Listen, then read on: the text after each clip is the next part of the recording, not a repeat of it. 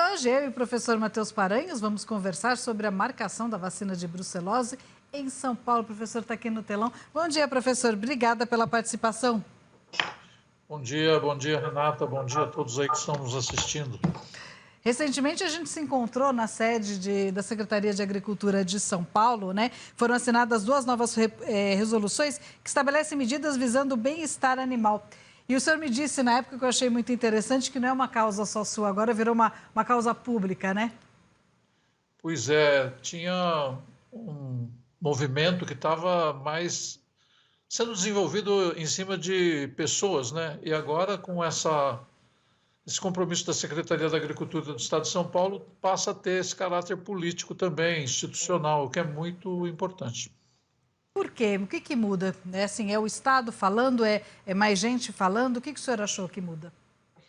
Olha, a questão do bem-estar animal, ela tem várias vertentes, né? A técnica, que a gente está responsável aqui por desenvolver a pesquisa e gerar conhecimento, levar esse conhecimento para os produtores, mas tem a questão social, que envolve a ação das organizações não governamentais, muitas vezes fazendo pressão sobre as cadeias produtivas da pecuária aí, e esse papel político, né, de orientação, de oferecer segurança jurídica, de criar legislações ou peças legislativas, uma normativa, uma resolução, como é o caso aí de São Paulo, aqui de São Paulo, eu estou em São Paulo também. É fundamental, porque isso dá segurança jurídica para o produtor, orienta aquilo como deve ser feito, né, e por que deve ser feito. Então, é muito importante, muito importante. E uma dessas portarias assinadas, ela criou um programa, aquele programa de bem-estar animal, né? Que a Coordenadoria de Defesa Agropecuária vai dar mais subsídios às ações que envolvem acidentes e maus tratos. É isso que o senhor falou também, dessa segurança jurídica, né? Exatamente. Um ponto importante, a legislação brasileira, inclusive na nossa Constituição, tem um ponto de que maus tratos, negligência, crueldade é crime, né? Mas isso fica muito vago. O que é maltrato, né? Como classificar isso, né? Então, dependendo do tipo de pressão que a pessoa está sofrendo numa determinada situação, numa exposição, numa prova hípica, por exemplo, fica difícil justificar aquilo que é ou que não é maus tratos. Então, a partir dessa iniciativa aí da Secretaria da Agricultura do Estado de São Paulo, as coisas vão ficar muito mais claras, mais fácil de entender, mais fácil de seguir aquilo que é o certo, fazer as coisas corretamente, respeitando o bem-estar dos animais, né, e, consequentemente, menor risco de problemas aí na justiça. Isso porque esse programa, dentro do programa, vai haver critérios, né? E procedimentos para fiscalização em eventos com a presença de animais, né? Vão haver critérios. Os critérios vão ser estabelecidos.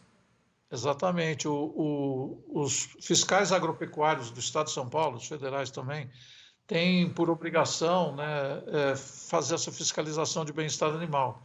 E a partir dessa resolução, eles vão ter um guia, né, como você bem colocou aí, o critério para que essa avaliação seja feita de forma técnica e isenta de interpretações pessoais, né?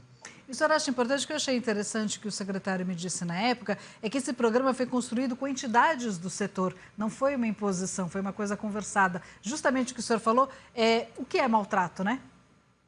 Pois é, então, parece meio óbvio, mas não é, certo? Parece óbvio, mas não é. Mas tem muitas situações, algumas são denunciadas pelo público, algumas, inclusive, têm implicações legais já consolidadas do ponto de vista de condenação, por exemplo, né?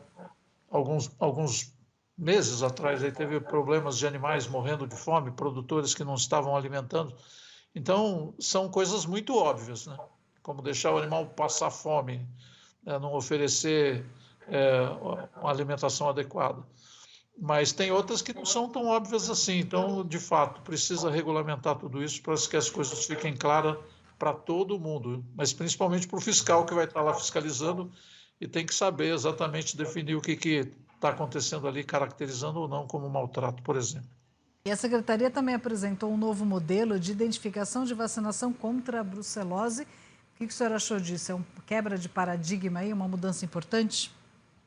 Nossa, para nós foi fundamental. A gente está batalhando nesse projeto de redução da marca fogo, que implica também em rever essa marca que era obrigatória por uma normativa do Ministério da Agricultura, de marcar a ferro quente na face do animal, são as fêmeas, no caso, né? Nas fêmeas bovinas, quando recebe a vacina de aftosa.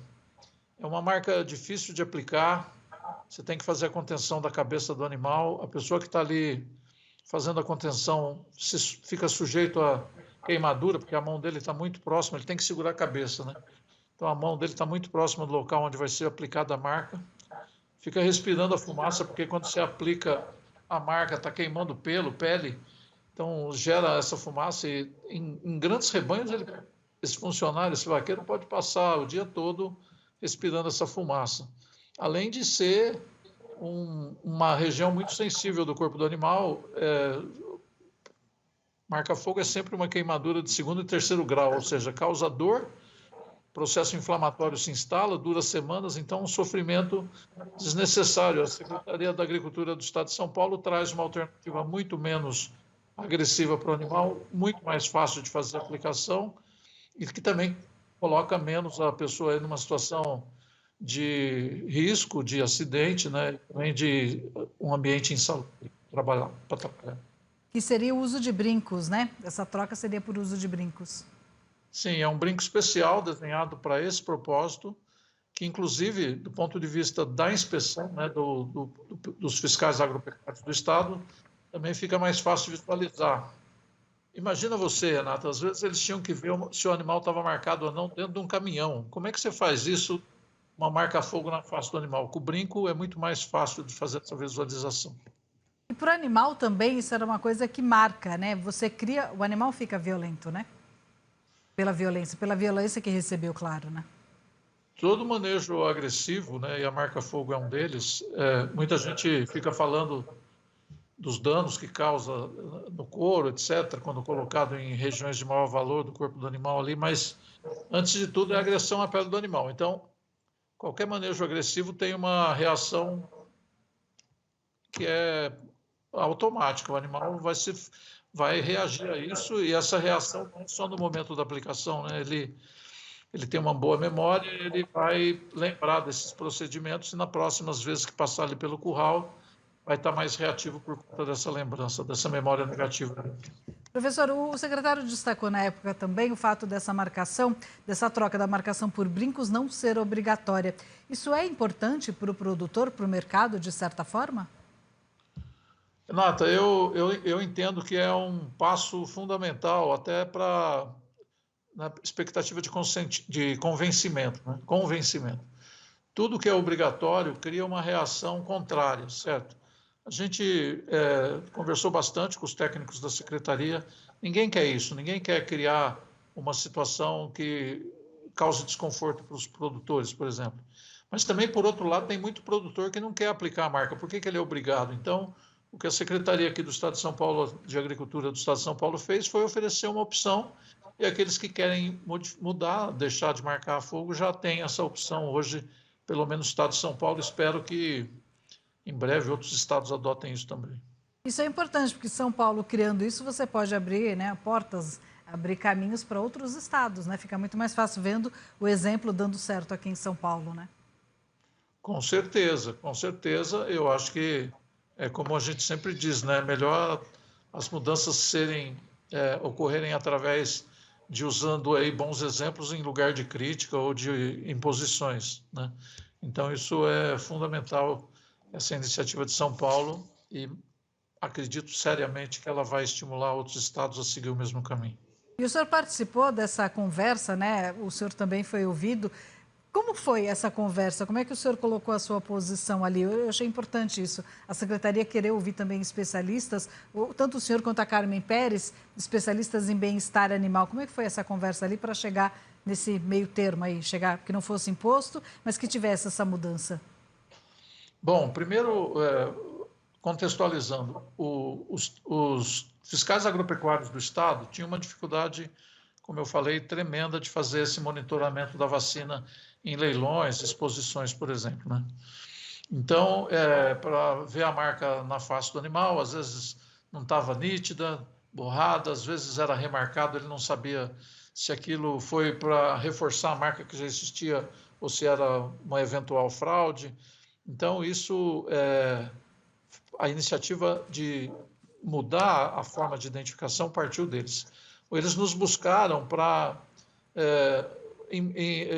querendo uma orientação, tentando encontrar mais argumentos que justificasse essa troca que eles estavam vendo como necessária.